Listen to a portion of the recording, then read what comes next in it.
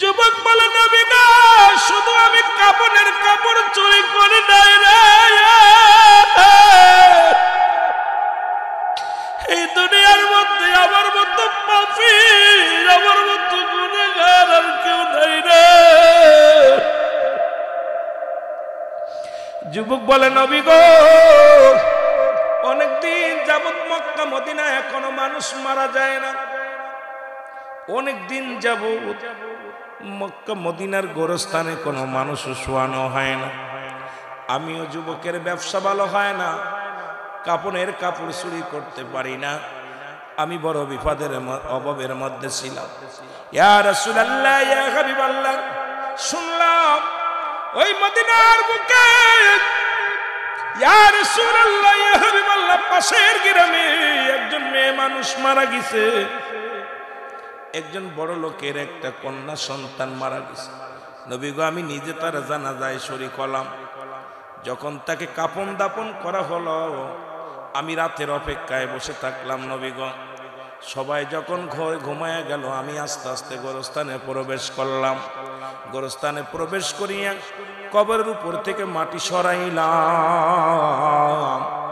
মাটি সরাইয়া কবরের ভিতরে ঢুকলাম, প্রবেশ করলাম। তার গায়ের 3 টুকরা কাপড় আমি খুলে নিলাম। ইয়া রাসূলুল্লাহ, ইয়া হাবিবাল্লাহ, ওই কাপড়ের কাপড় খুলে নিয়ে আমি যখন লাফ মেরে কবর থেকে উঠতেছিলাম, কে যেন আমার ডাকতে বলে, যুবক, ও যুবক, সারা জীবন কাপড়ের কাপড় চুরি করলা, আজকে যার কবরে প্রবেশ করেছো, যে কবরে ঢুকছো, একবার তাকায়া দেখ, পৃথিবীর শ্রেষ্ঠ সুন্দরী নারী। আজকে যদি তার সঙ্গে অন্যায় করো, পৃথিবীর কেউ তোরে বাধা দিবে না, পৃথিবীর কোনো মানুষ তো জানবে না রে যুবক তুই জিনা কর। ইয়া রাসূলুল্লাহ, ইয়া হাবিবাল্লাহ, ওই যুবতী নারীর মুখের দিকে তাকায়া নিজেরে কন্ট্রোল করতে পারি নাই, সঙ্গে সঙ্গে ওই নারীর সঙ্গে আমি জিনায় লিপ্ত হয়ে গেলাম। জোরে জোরে চিল্লায়া বলা যাবে না নাউজুবিল্লাহ। এর মক্কা মদিনার বুকে আমি জাহিলা জামানায় জিনা চলেছে কবরে, আর বাংলাদেশে ওয়াজ করব কিরে বাবা, কলিজার মধ্যে আঘাত লাগে, কষ্ট লাগে রে। যেখানে ঢাকা মেডিকেল কলেজ হাসপাতালে এ মুসলমান মর্গে জিনা হয়, এই বাংলা কোন বাংলাদেশে বক্তা হইলাম রে, বড় কষ্ট হয়। চট্টগ্রাম মেডিকেল কলেজ হাসপাতালে জিনা হয়। কয়েক মাস আগে আপনারা খবর নিউজ জানেন রে মুসলমান, দেখা যায় গলায় দড়ি নিয়ে মারা গেছে, আলামত হলো জিনার। মারা গেছে বিষ খাই, আলামত হলো জিনার। ডাক্তাররা প্রেশানিত হয়ে গেলেন, চিন্তা করেন মৃত্যুবরণ করলো অ্যাক্সিডেন্ট করে, মৃত্যুবরণ করলো বিষ খাইয়া, জিনা করলো কখন। এখন মেডিকেল বোর্ড বসলো, এরপরে সিসি ক্যামেরা লাগানো হলো। ডোমরে যখন রিমান্ডে নেওয়া হলো, ডোম বলল একজন নয়, দুজন নয়, শত শত নারীর সঙ্গে জিনা করেছি আমি। এর যেখানে বাংলাদেশে 95% মুসলমানের দেশে, এর আমার মা বোনদের সঙ্গে ইজ্জত হারায় মৃত্যুর পরে, এই দেশে কে ওয়াজ করবো, কিসের আর ইমানের বাহাদুরি করবো রে, কিসের এত জমিদারি করো, কিসের ইমামতি করো। আল্লাহর গজব তো দিয়া দরকার ছিল, জোরে জোরে বলেন ঠিক কিনা। আমি কি মিথ্যা বলছি? চট্টগ্রাম মেডিকেল কলেজ হাসপাতাল, ঢাকা মেডিকেল কলেজ হাসপাতাল, যে দেশে এটা যে সিঙ্গাপুর হতো মেনে নিতাম, মালয়েশিয়া হলে মেনে নিতাম, ভারতে হলে মেনে নিতাম, অন্য অমুসলিম রাষ্ট্রে হলে মেনে নিতাম, যেখানে 95% মুসলমান আমার দেশে, সেই দেশে মরার পরে আমার মা বোনদের ইজ্জত হারিয়ে ফেলে। যেটা হয়েছিল ওই আয়ামে জাহিলা জামানায়, রাসূলের জামানায় কবরে জিনা করেছিল যুবক, আর আমার দেশে এখন জিনা হয় মর্গে। তারা দুজনে রিমান্ডে আছে, 2 ডমি রিমান্ডে আছে।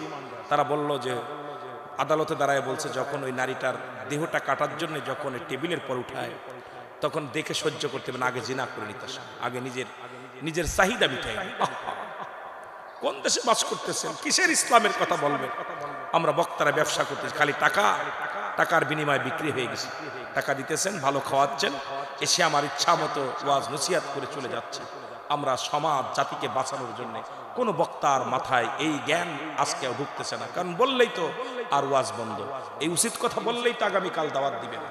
কিন্তু দাওয়াতের আশায় ঘুরতেছেন। আমার দেশ, আমার জাতি শেষ হয়ে যাচ্ছে, আমার যুব সমাজ শেষ হয়ে যাচ্ছে, গজবের মধ্যে আছে। এদের যদি না বাঁচাইতে পারেন, ওয়াজগিরি ছেড়ে দেন। জোরে বলেন ঠিক কিনা? ঠিক কিনা? জোরে বলেন। আহা, এর দুর্নীতির ইরাকরাই বসে জাহির করে জ্ঞান, কলম দিয়া কামায় টাকা, আবার ধরে সাধুর ভানরা। শিক্ষিত শয়তানরা, শিক্ষিত শয়তানরা। একটু জোরে বলতে পারবেন? ওরা শিক্ষিত শয়তানরা, শিক্ষিত। এর দুর্নীতির ইরাকরায় বসে জাহির করে জ্ঞান, বলেন জাহির করে। সাউন্ড বাড়াও। এর কলম দিয়া কামায় টাকা, কলম দিয়া আবার ধরে সাধুর ভানরা। শিক্ষিত শয়তানরা, ওরা হলো জাতির নাকি মহামারী মহাতন। ফাইলে কলম ঠেকাইয়া সালাইউরা নির্যাতন।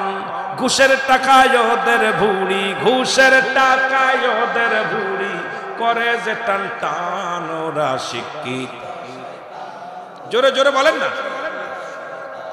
ওরা শিক্ষিত শয়তান, ওরা শিক্ষিত। স্কুল কলেজের দিকটা ভাই দেখো না চোখ মেলিয়া, মেয়েরা সব বই ছাড়িয়া আছে। ঠিক কিনা?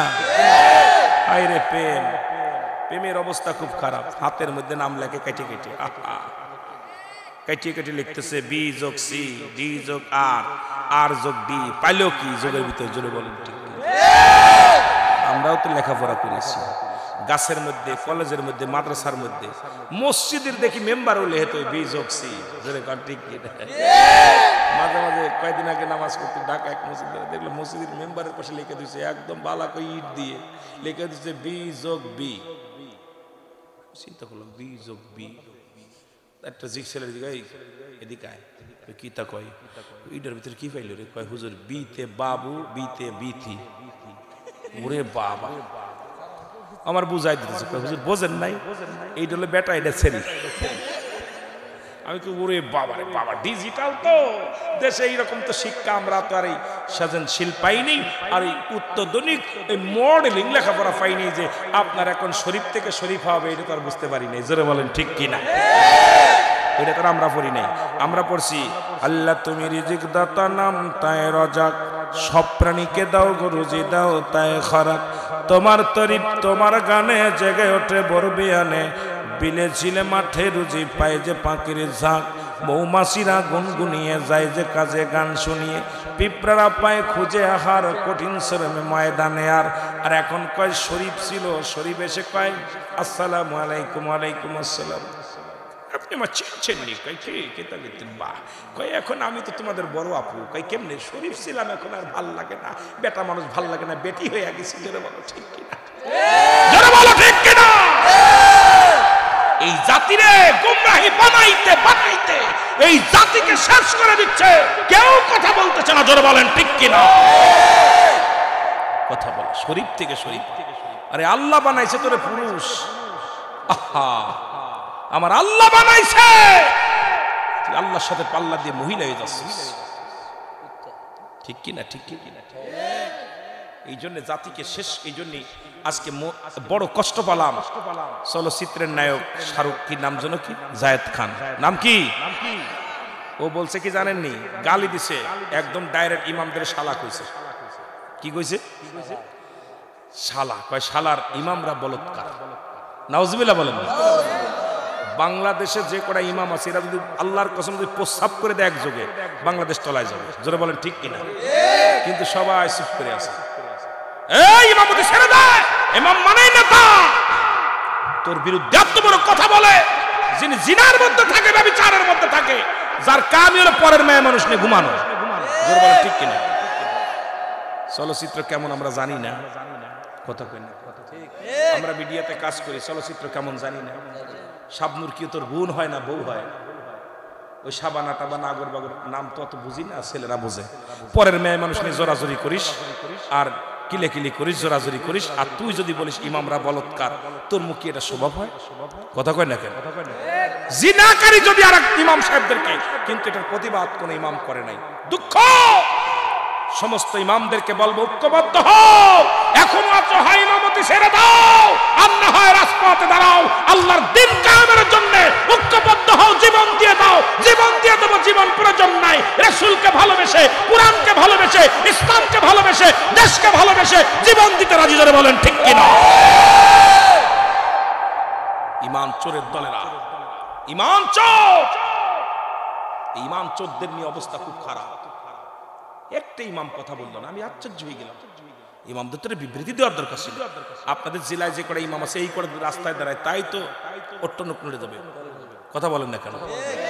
একজন সাধারণ পাবলিক এত বড় কথা বলে যাবে, আমরা মেনে নিব? ইমাম মানে কি নেতা? ইমাম মানে কি? ওরা আমাদেরকে চাকর মনে করে? ওরে তুই যদি আমরা না থাকি তোর জীবনে লাশটা কবরে দিতে পারবে না। আমরা না থাকলে তুই পরের মেয়ে মানুষকে ঘুমাইতে পারবি না, বাড়ি একদম ঠ্যাং টুং ভেঙে ফেলবে। জোরে বলে ঠিক কিনা? কলমনা পড়াই দিলে থাকতে পারবে না, উজুরি না দোয়া পড়াই দিলে ফেসে দেবে একবার। জোরে বলেন ঠিক কিনা? ফেসে দেবে একবার। তোর হওয়ার সময় হুজুর, মরার সময় হুজুর, তোর সব সময় হুজুর লাগবে, আর সেই হুজুরদের বিরুদ্ধে কথা বলিস, তোর কলিজা কত। জোরে বলেন ঠিক কিনা? কিন্তু আমি অনেক আগে থেকেই প্রতিবাদ করতেছি, কিন্তু দুঃখ, কারণ অবস্থা যে শরীফ থেকে শরীফা হয়ে গেছে, অবস্থা খারাপ।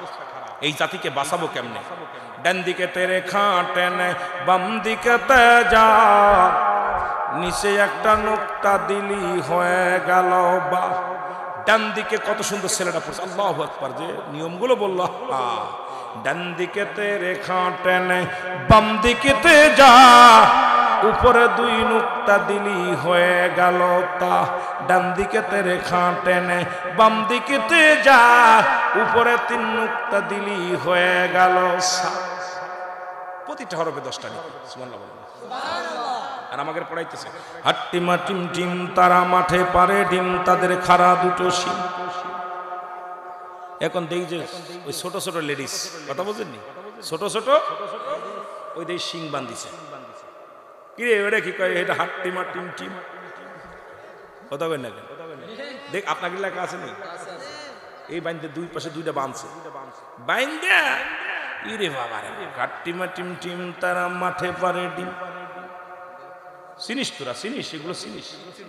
এরপরে হলো কি? আহা, শিক্ষা আমার জাতিকে গুমরাহি করার জন্য এ সমস্ত হলো বিদেশিদের চাল। যেটা বলেন ঠিক কিনা? আবার স্কুল কলেজের দিকটা ভাই দেখো না চোখ মেলিয়া, ছেলেরা সব বই ছাড়িয়া আছে শুধু প্রেম লইয়া। আরে অসরু যে তার সঙ্গের সাথী, অসরু যে তার সঙ্গের সাথী, হইতেছে মস্তান ওরা শিক্ষিত। স্কুলে আগে আমরা মুরব্বীরা পড়তো, কলম আর খাতা ছিল, বই ছিল। আর এখন ওই ব্যাগের ভিতর নেই পিস্তল, ভালো ভালো ভালো ভালো ড্যাগার। বড় বড় কলেজ দেখবেন সব ছাত্রদের করে বাবা মাজার ভিতর বুঝে তো পিস্তল। আমরাও তো লেখাপড়া করেছি, আমাদের বোমা লাগে নাই, পিস্তল লাগে নাই, আমাদের লাগছে কলম আর খাতা। ধরে বলেন ঠিক কিনা? প্রতিটা বিশ্ববিদ্যালয় সমাজ সোনার ছেলেগুলো জাতিগুলো শেষ করে দিল, শেষ করে দিল। স্কুল কলেজে পড়ে, তাদের হাতে পিস্তল, তাদের হাতে বড় বড় ডেগা। আশ্চর্য হয়ে যায়, থাকবে তাদের খাতে থাকবে কি? কলম আর খাতা। জোরে বলেন ঠিক কিনা?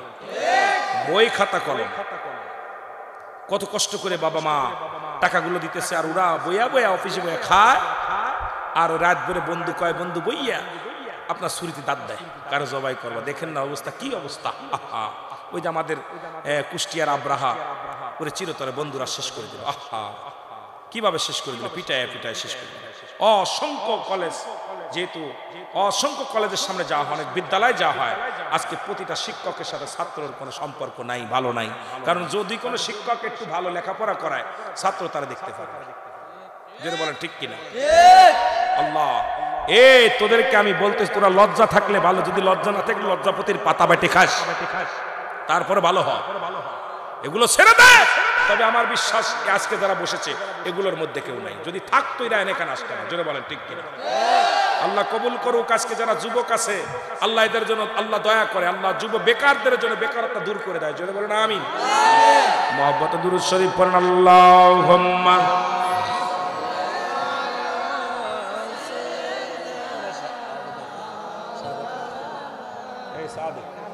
ওয়ালা আলি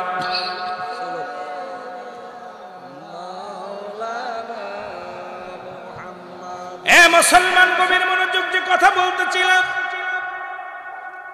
যুবক বলে ইয়া রাসূলুল্লাহ ইয়া হাবিবাল্লাহ, মনে আছে?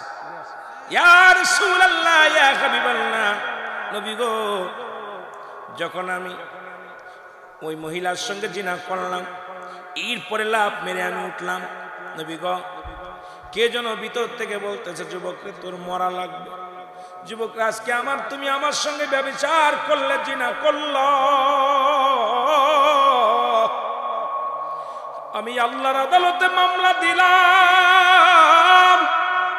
যুবক রে, একদিন তোমার মৃত্যুর পেয়ালা পান করতে হবে। আজকে আমি অসহায়, তোমাকে বাধা দিতে পারি নাই, তোমাকে আমি বাধা দিয়ে ঠেকাইতে পারি নাই। একদিন তোমারও মরণ লাগবে, মরা লাগবে, সেদিন আমি আল্লাহর আদালতে মামলা দিলাম। আমার আল্লাহ যেন কোনদিন তোমারে ক্ষমা করে না। জোরে বলো আল্লাহু আকবার। যুবক কান্দে, আর নবী বলে যুবক রে, তুমি দূর হয়ে যাও, আমার সামনে থেকে দূর হয়ে যাও। যুবক বলে নবী গো, আপনার কদম থেকে যদি আবার দূরে পাঠায় দেন, কোথায় যাব, মাপ পাবো কোথায়? যুবক কান্দার বলে নবী গো, মায়ের নবী,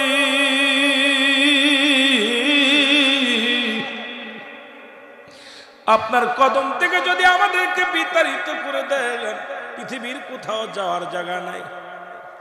আমার নবী বলে যুবক রে, তুমি দূর হয়ে যাও, ও যুবক তুমি দূর হয়ে যাও।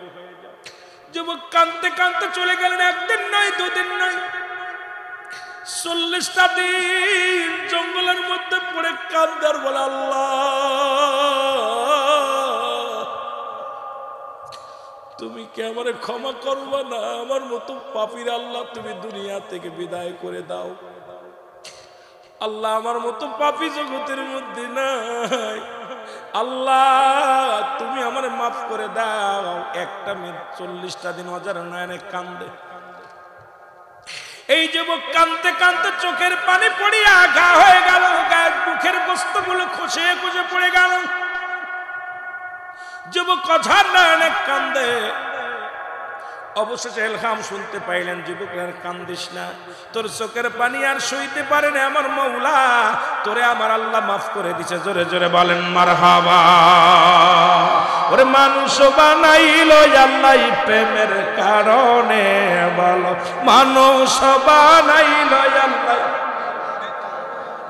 এর প্রেমের তরি বান্দরে মদিনা শোনে, বলো প্রেমের তরি বান্দরে। এই আল্লাহ বানাইল বহু জাতি, আবার শিখাইল প্রেম প্রীতি। আরে মোর নবীকে পাঠান আল্লাহ, মোর নবীকে পাঠান আল্লাহ প্রেমের কারণে, প্রেমের দড়ি বান্দরে ওমা আরসালনাকা ইল্লা রাহমাতাল লিল আলামিন। তামাম পৃথিবীর রহমত নবী, নবীকে তো বানাইছে প্রেমের জন্য। জোরে বলেন ঠিক কিনা? প্রেমের তরি বান্দরে মদিনা শোনে, বলো প্রেমের তরি। এই আল্লাহ বানাইল আসমান জমিন, আর বানাইল রাত্র আর দিন। আর মোর নবীকে পাঠান আল্লাহ, মোর নবীকে পাঠান আল্লাহ প্রেমের কারণে, প্রেমের তরি বান্দরে আর জোরে বলেন প্রেমের তরি বান্দরে মদিনা শোনে। আল্লাহুম্মা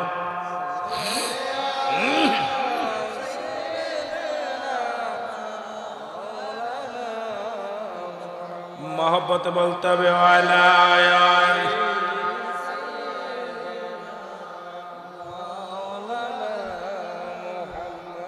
এ মুসলমান, রাসূলুল্লাহর কদমের মধ্যে চলে আসলেন। যুবক বলি, ইয়া রাসূলুল্লাহ, এই দরবার থেকে ফিরলে কোথায় যাব নবী গো? আপনি আমারে ক্ষমা করে দেন। নবী তওবা পড়ায়া দিলেন। সুতরাং আমার যুবক বাবারা শোনো, আমার যুবক বাবারা শোনো, রাসূলকে যারা ভালোবাসো, ইসলামকে যারা ভালোবাসো, জীবন দিয়ে দিবা, কোন জিনার মধ্যে যেও না। জীবন দিয়ে দিবা, পাপের মধ্যে যেও না। তার প্রমাণ একটা দিয়ে যায়, ভালো করে শুনে নাও। রাসূলুল্লাহর যুবক সাহাবী রাসূলের পাশে 5 ওয়াক্ত সালাত আদায় করে, প্রতিদিন রাসূলুল্লাহর পিছে যে নামাজ আদায় করে। কিন্তু এই মসজিদের পাশে একটা দুষ্ট মহিলা ওই যুবকের প্রেমে পড়ে গেলেন। যুবককে প্রতিনিয়ত প্রেমের পায়গাম দেয়, প্রেমের দাওয়াত দেয়, প্রেমের কথা বলে। যুবক বলে, না না, আমি মুসলমান, তুমি বেগানা মহিলা, তোমার সঙ্গে আমার কোনো সম্পর্ক নাই। আমার পথে তুমি দাঁড়াইবান না, কারণ আমার মরা লাগবে, কবরে যাওয়া লাগবে। আল্লাহর আদালতে আমি কি জবাব দিব? আমি জবাব দিতে পারবো না। তুমি আমার পথ আঁকড়াবা না, কারণ আমি আমার মাওলারে ভয় পাই, আমি আমার নবীরে ভালোবাসি, ইসলামকে ভালোবাসি। সুতরাং আমার দ্বারাই অন্যায় কাজ করা সম্ভব নয়। জোরে বলো মারহাবা। এ মুসলমান, একদিন রাসূলুল্লাহ রাতের অন্ধকারে ঈশা সালাত আদায় করে সাহাবীদেরকে নিয়ে আলোচনা করতেছিলেন। একটু সময় বিলম্ব হয়ে গেল। যুবতী বসে আছে। যখন ওই যুবক ওই রাস্তা দিয়ে গেছে, যুবককে ধরে ঘরের মধ্যে নিয়ে গেলেন।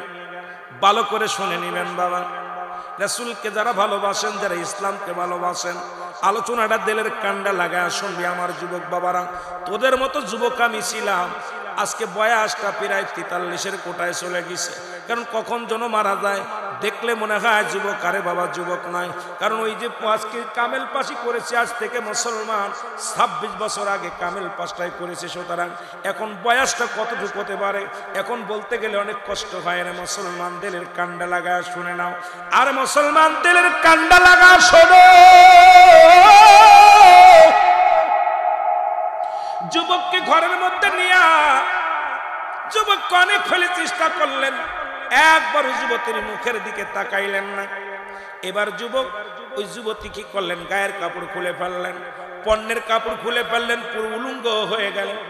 যুবকটা একটা চিৎকার মেরে বলে, আল্লাহ তুমি আমার উদ্ধার করো। আল্লাহ, আল্লাহ, আমি মুসলমান, আমার নবীর উম্মত, ইসলামের কলঙ্ক হবে, তুমি এমন কাজ আমার দেখ করায়ও না। আল্লাহ, আল্লাহ, তুমি তো দেখতেছো, দুনিয়ার কেউ না দেখলে তুমি দেখো রে আল্লাহ। দুজন তো কেরামন কাতিবিন, দুজন তো আমার কাছে আল্লাহ, দুজন তো এই মেয়েটার কাছে মোট 4 জন। আল্লাহ তুমি একজন 5 জন। আমার নবী বলছে ন্যায় পরা নয়, 2 জন সাক্ষী, 3 জন সাক্ষী হলে তার কঠোর বিচার হবে। আল্লাহ এখন তো সাক্ষী অনেকগুলো, আল্লাহ তুমি তো দেখো, আল্লাহ তুমি নিজে দেখো, কেরামন কাতিবি 2 জন 3 জন, আমি একজন 4 জন, মেয়েটা একজন 5 জন, মেয়ের কাছেও 2 জন, এই 8 জন 7 জন 8 জন সাক্ষী হয়ে যাবে। আল্লাহ তোমার দরবারে আমি কি জবাব দিব? আজকে ঘরের মধ্যে জিনা করিস, বাগানের মধ্যে জিনা করিস, ঈশ্বরে নিয়ে জিনা করিস। শুনে নে বাবা, তোরা দিলের কান্ডা লাগায় আসো, তোরা মনে করিস কেউ দেখে না, কিন্তু আমার মাওলার চোখটা ফাঁকি দিতে পারবি না। মেয়েটার সাক্ষী, তুই নিজে সাক্ষী 2 জন, তোর কাছে 2 জন, মেয়েটার কাছে 2 জন, মোট 2 আর 2 4 আর 2 6 জন, আর আমার আল্লাহ একজন 7 জন।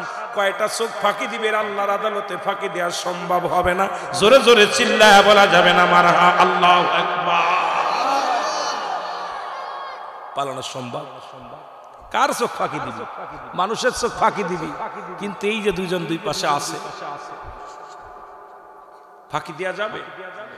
গোপনে আপনি কি করেন? সুদ খান। গোপনে তো আপনি কি করেন? ঘুষ খান। মনে করেন কেউ দেখে না, অফিসে বইয়া গোপনে ঘুষ নিলেন, কেউ দেখতেছে না, অফিসের কর্মচারী দেখে না, কিন্তু যিনি দিল উনি দেখছে, আপনি দেখছেন। 2 জন আর 2 2 4 7 জন। জোরে বলেন ঠিক কিনা? ফাঁকি দেবেন কেমনে করে? ফাঁকি দেওয়ার মতো পালাবি কই যাইয়া রে মানুষ, পালাবি কই যাইয়া, আজরাইল আসিলে পারে থাকিবি পরিয়া রে, নতুন বাসর ঘরে যাইতে হবে রে আমার। মন পালাবি কই যাইয়ার মানুষ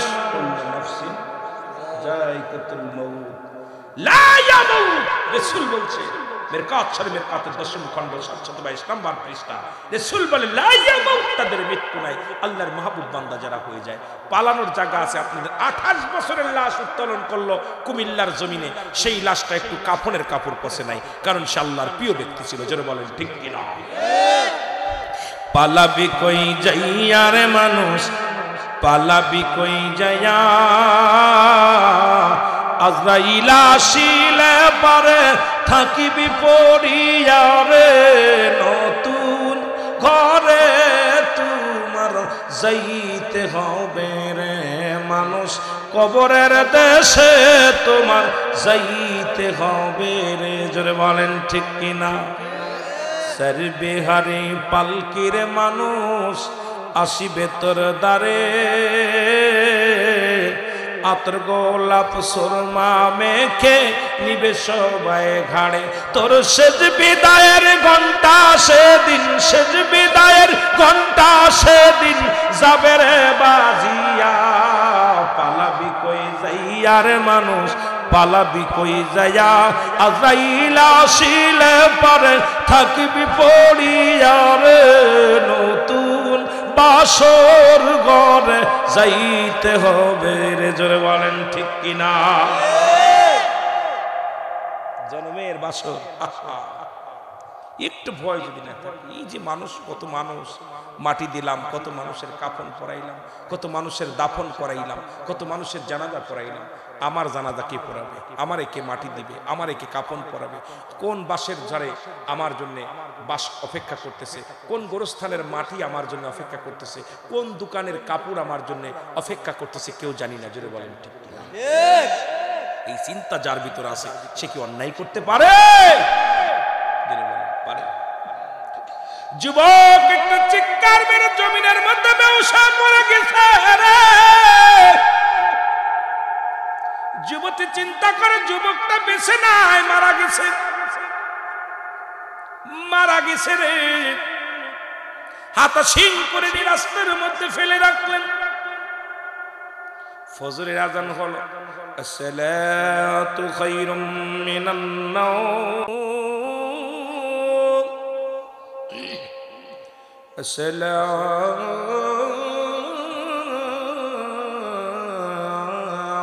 খায়রুম মিনান নাওম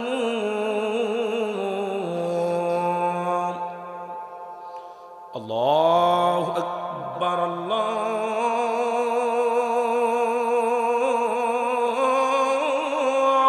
আকবার লা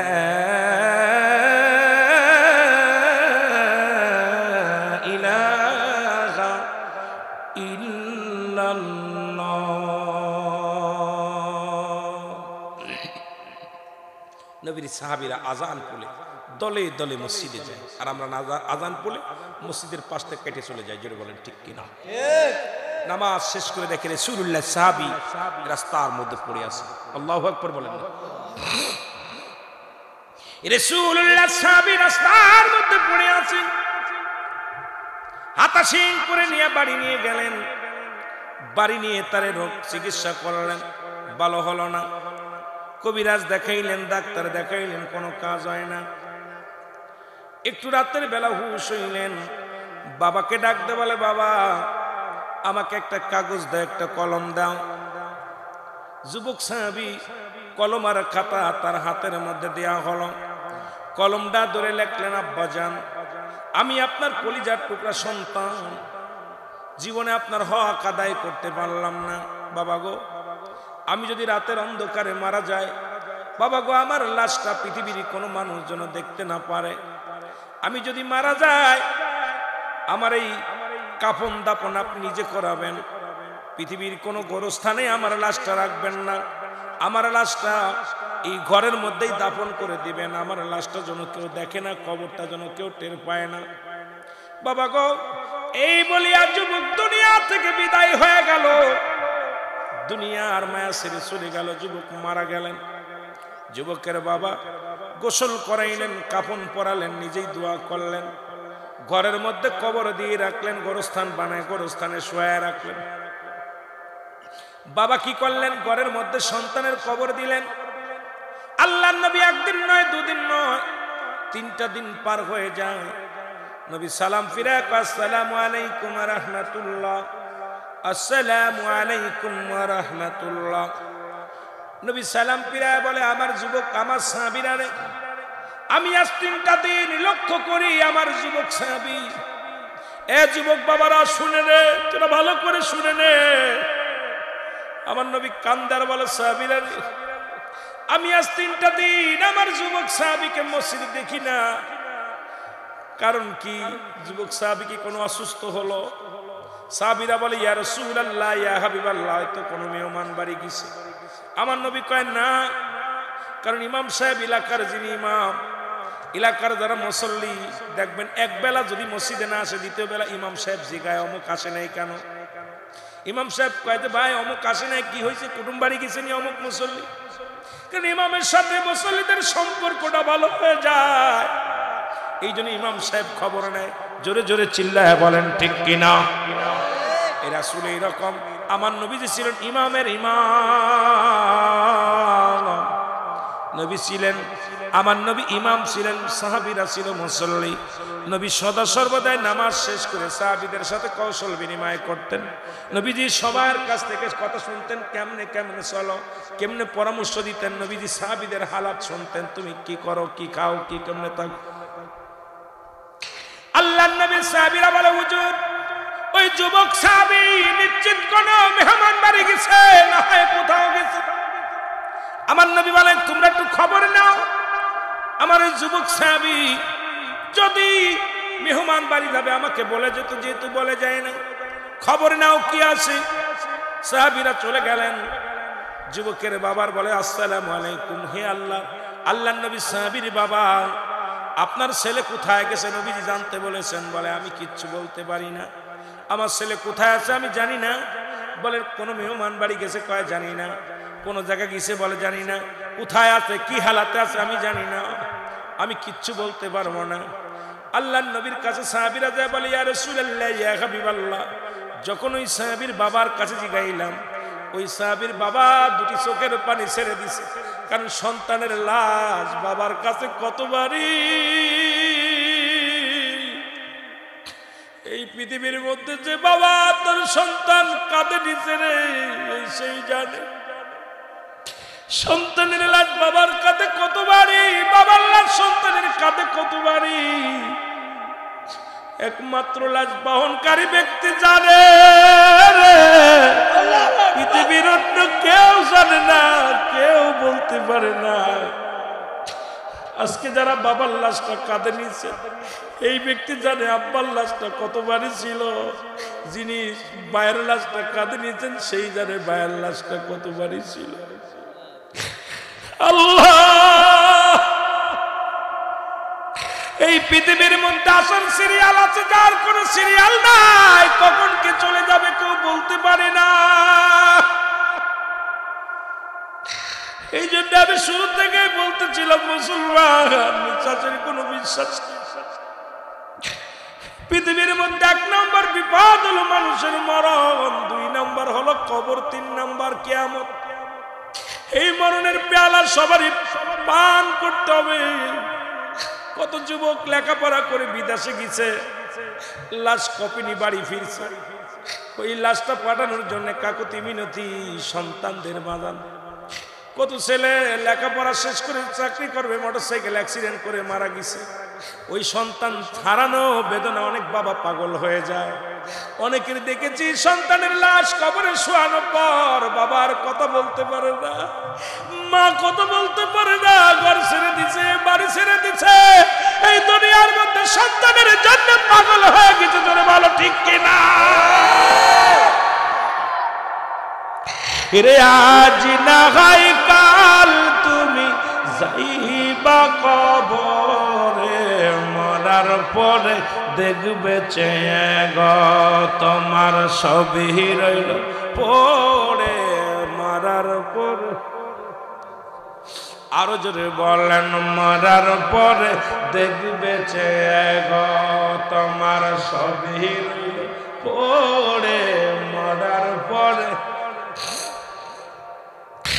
দাদাই গেছে বাবাই গেছে কেউ আইলো না ফিরে তোমার তো যাইতে হবে গো ভাই অন্ধকার কবরে তোমার তো যাইতে হবে বন্ধু গেছে বান্ধব গেছে কেউ আইলো না ফিরে দাদাই গেছে বাবাই গেছে কেউ আইলো না ফিরে তোমার তো যাইতে হবে গো ভাই অন্ধকার কবরে তোমার তো যাইতে হবে গো আরো জোরে বলেন আজ না হয় কাল যাইবা কবরে মরার পরে দেখবে গো তোমার সবই রইল মরার পরে এ দুনিয়ার জামদাত আলী সাহেব একটা কিতাব লিখছে গো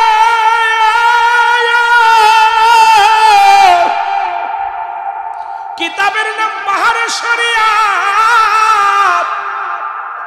এই কিতাবের মধ্যে লিখতে যা বললেন দুনিয়ার মানুষ শোনো সবচাইতে সহজ মৃত্যু যেটা হয় 70টা তাজা উটের গায়ের চামড়া জবাই না করে উল্টো দিকে টান দেয়া লবণ আর মরিচ লাগা দিলে যতটুকু যন্ত্রণা হয় এর চাইতে 70 গুণ যন্ত্রণা হলো একটা সাধারণ মৃত্যু এখন অনেকে মরণকালে পায়খানা করে দেয় অনেকে মরণকালে প্রস্রাব করে দেয় অনেকে মরণকালে জিহ্বাটা বাইর হয়ে যায় রে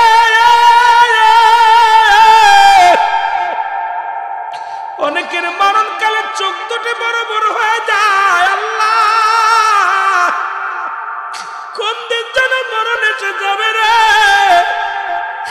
আল্লাহ কোন হালাতে মরবো বলতে পারি না রে মালিক অনেকেই মরণের সময় একটা অঙ্গ পড়ে যায় যারা কাপন পরে যারা গোসল করাইছেন কত মানুষের গোসল করাইলা দেখি গোসল করাতে যায় পায়খানা করে দিছে প্রস্রাব করে দিছে তাদের মৃত্যুটা কত কঠিন হয়েছে অনেকের জিহ্বাটা বাইর হয়ে যায় এক হাত জিহ্বা বাইর হয়ে যায় চোখ দুটি বড় বড় হয়ে যায় চোখ দুটি আর বন্ধ করা যায় না ইমাম সাহেব তাড়াতাড়ি চোখ দুটি বন্ধ করতে যায় বন্ধ হয় না রে ওই চোখ দিয়ে আজরাইল ঢুকেছে চোখ দুটি আর বন্ধ হয় না জিহ্বা দিয়া গাল দিয়া আজরাইল জানটা বাইর করেছে জিহ্বাটা এক হাত বাইর হয়ে গেছে আর ভিতরে ঢোকে নাই এরা মুসলমান সহজ মৃত্যু যদি এত কঠিন হয়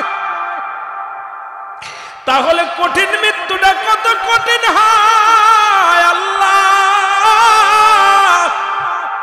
ও আমার আল্লাহ আল্লাহ আমাদের মৃত্যুটা তুমি সহজ করে দিও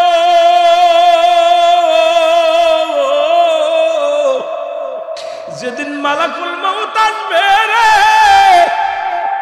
আল্লাহ রাসূলের সিয়ারা মুবারক কায়না বানায়া দিও আল্লাহ জবানের মধ্যে মধুর কালেমা জারি করে দিও আল্লাহ ওই মৃত্যু যন্ত্রণা সব চাইতে সহজ করে দিও গো আল্লাহ এই দুনিয়ার বুকে যেহেতু আইসি মরাই তো লাগবে কেউ বেঁচে নাই আমিও থাকবো না রে আল্লাহ আল্লাহ আজকের এই সিদ্দিরপুরবাসী চোখের পানি ছেড়ে কান্দে গো আল্লাহ আমাদের 1 নাম্বার বিপদ হলো মরণ সেই মরণটা আমাদের সহজ করে দিও 2 নাম্বার বিপদ হলো কবর গো আল্লাহ ওই কবরের মধ্যে আল্লাহ সওয়াবের সহজ করে দিও গো আল্লাহ 3 নাম্বার বিপদ কিয়ামতের ময়দান ওঠিন ডান হাতে আমলনামা দিয়া দিও গো আল্লাহ আল্লাহ হুজুর আকরাম সাল্লাল্লাহু আলাইহি ওয়াসাল্লামের দিদার নসিবে দিয়া দিও জোরে বলেন আমিন ওরে আজ না হয় কাল তুমি যাইবা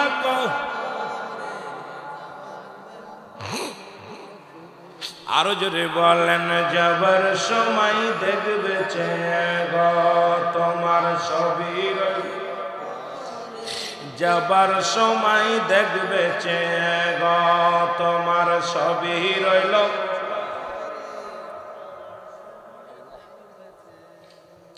আদরের ছেলে আদরের মেয়ে সেও যাবে গোসলে আদরের ছেলে আদরের মেয়ে সেও যাবে গোসলে মরার পরে দেখবে চেয়ে গো তোমার সবই রইল পড়ে মরার পরে আরো জোরে বলেন মরার পরে দেখবে চেয়ে গো তোমার সবই রইল পড়ে মরার রিয়াজ না হয় কাল তুমি যাইবা কবরে আজ না হয় কাল যাইবা কবরে মরার পরে দেখবে চেয়ে গো তোমার সবই রইল কুল্লু মান আলাইহা ফান সব শেষ করে দিবে আল্লাহ কিচ্ছু থাকবে না এত মস্তানি এত বাড়ি এত গা এত জোর এত বল গত বছর যারা মাহফিলে বসেছিল সবাই জিন্দা নাই এক বছরে অনেকেই বিদায় নিছে জোরে বলেন ঠিক কিনা নিছে না বাবা আবার আগামী বছর এই কত মানুষ জানাজা পড়বে আহা না জানি আমার জানাজা কে পড়বে আপনার জানাজা কে পড়বে সকালকে যেন সকালেই মসজিদের ইলহাম পড়ে যাবে অমুক মৃত্যুবরণ করেছে ইন্না লিল্লাহি ওয়া ইন্না ইলাইহি খবর পড়ে যাবে সুতরাং এই হলো আমাদের জিন্দেগি এই হলো আমাদের জীবন ও বাবা চোখের পানি ফেলো যে চোখ দিয়া মাছের চোখের মতো একটু পানি গড়ায়া পড়বে আমার আল্লাহ ওই চোখ দূরে জাহান্নামে দিবে জান্নাতে দিবে জোরে বলেন মারহাবা এই যে দুনিয়ার মধ্যে বেশি বেশি কাঁদতে হবে দুনিয়া হাসি তামাশার জায়গা না দুনিয়া হলো জাহান্নামীদের জন্য হাসি তামাশা হাসি তামাশা হলো জাহান্নামীদের আর ইমানদারের জন্য কষ্ট দুনিয়াটা হলো একটা জেলখানা দুনিয়াটা হলো ইমানদারের জন্য জেলখানা সুখ নাই শান্তি নাই সব ছেড়ে দাও আল্লাহর ইবাদত করো বন্দেগী করো আল্লাহর গোলামি করো আর আল্লাহর গোলামি করতে গেলে ইমানদার দুনিয়ার মধ্যে ঘাত প্রতিঘাত সহ্য করা লাগে জোরে বলেন ঠিক কিনা একটু মহব্বতে বলেন আল্লাহুম্মা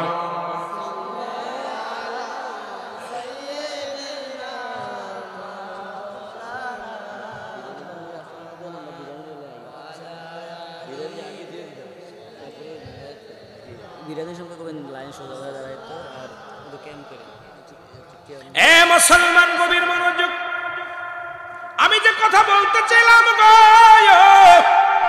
কথাটা শেষ না করতে পারলে আপনাদের মজা লাগবে না কথাটা শেষ করা লাগবে না মুসলমান যে কথা বলতে ছিলাম শুনে নেন আল্লাহর নবীর কাছে সাহাবীরা বললেন হুজুর ওর বাবার চোখে পানি বাবাই কোনো খবর দিতে পারে নাই মনে আছে কিন্তু বাবার চোখে পানি কারণ বাবা যখন সন্তানের কথা যতদিন আব্বা মা বেঁচে থাকে বুড়া হয়ে গেছে তবু চোখের পানি ছাড়বে আপনার বাবা মারা গেলে আপনি ভুলে যাবেন 2 বছর 4 বছর পরে কিন্তু আপনার আব্বা যতদিন বেঁচে থাকবে রে মা জননী যতদিন পর্যন্ত দুনিয়ার মধ্যে জিন্দা থাকবে গো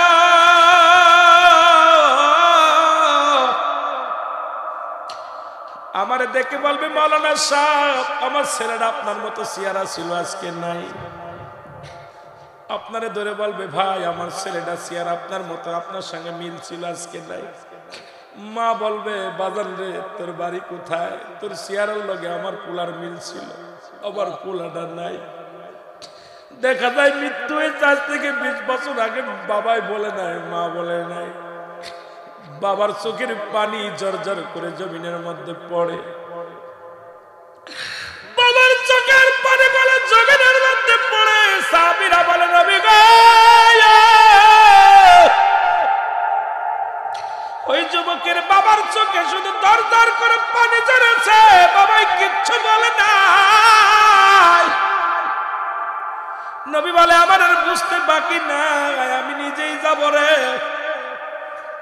আল্লাহর নবী চলে গেলেন যুবকের বাড়িতে চলে গেলেন সালাম দিলেন আসসালামু আলাইকুম ইহালাল বাইত ভিতর থেকে আওয়াজ আসে ওয়ালাইকুম আসসালাম নবী বলেন ভিতরে আসতে পারিনি বলে আসেন বলে যুবকের বাবা আমার যুবক সাহাবী কই ভিতরে বসতে দিলেন সাহাবীর বাবা বলে হুজুর আমি কিচ্ছু বলতে পারি না বলে আপনার ছেলে কোথায়? বলেন আমি কিচ্ছু বলতে পারি না।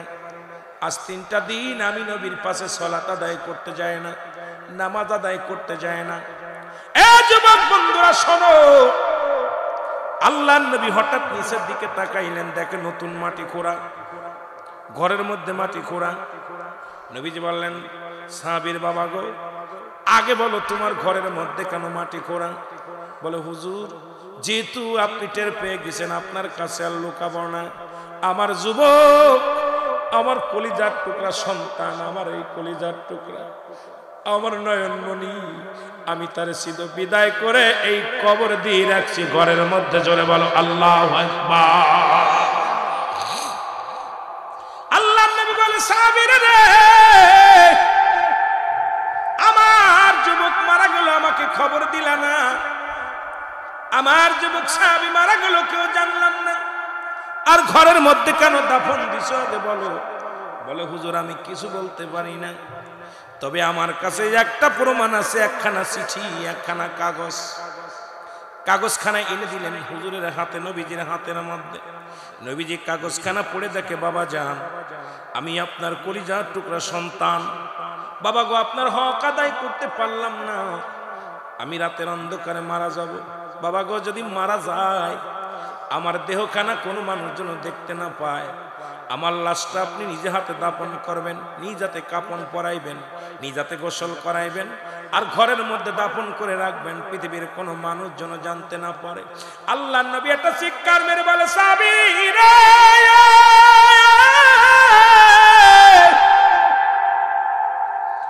তুমি আমাকে এত ভালোবাসতে, আমিও তোমার ভালোবাসতাম। আজকে তুমি দুনিয়া থেকে বিদায় নিলা, কি অভিমান করে চলে গেলা। জিবরিল আমিন হাজির হয়ে গেছে, বলে ইয়া রাসূলুল্লাহ, ইয়া হাবিবাল্লাহ, আপনার যুবকের ইতিহাস আপনি শোনেন। এই যুবক ওই মসজিদের পাশের মহিলা চেষ্টা করেছিল তার সঙ্গে জিনা ব্যভিচার করার জন্য। যখন রাতের অন্ধকারে তার ঘরের মধ্যে ব্ল্যাকমেল করে নবী গো, তখন সে আল্লাহকে ভয় পেয়েছে, আপনাকে ভয় পেয়েছে, ইসলামকে ভালোবেসেছে। সে চিৎকার করে বেহুশ হয়ে যায়। এরপরে তার দেহখানা নিয়ে বাইরে রাখা হয়। যুবক মনে করছে আমি বেহুশ হয়ে পড়েছিলাম, হয়তো এলাকার মানুষগুলো আমাকে উদ্ধার করেছে, ইসলামের কলঙ্ক আসবে, বলবে নবীর সাহাবী জিনা করতে যে ধরা পড়ছে, মারা গেছে, নবীর সাহাবী অমুক মহিলার ঘরে আটকা পড়েছে, কলঙ্ক হয়ে যাবে, রাসূলুল্লাহর কলঙ্ক হবে, ইসলামের কলঙ্ক হবে, কোরআনের কলঙ্ক হবে, হাদিসের কলঙ্ক হবে। ইয়া রাসূলুল্লাহ, ইয়া হাবিবাল্লাহ। এই কারণে তার সন্তান বাবার কাছে বলেছে, বাবা গো, দুনিয়ার কেউ যেন টেন না পায়, আপনি আমারে কবর দিবেন, ঘরের মধ্যে আমার জানাজা করে রেখে দিবেন। আমার মুসলমান শুনে নাও, আমার নবী একটা চিৎকার মেরে বলে, সাহাবী রে, তুই আমারে এত ভালোবাসিস রে, ওর ইসলামকে এত ভালোবাসিস, ইসলামের কলঙ্ক লেগে যাবে রে, এই কারণে জীবন দিয়া প্রমাণ করে দিলি মুসলমান জিনা করে না, ইসলামের মধ্যে জিনা ব্যভিচার না। মুসলমান শুনে নাও, শুনে নাও, দিলের কান্ডা লাগা শুনে নাও।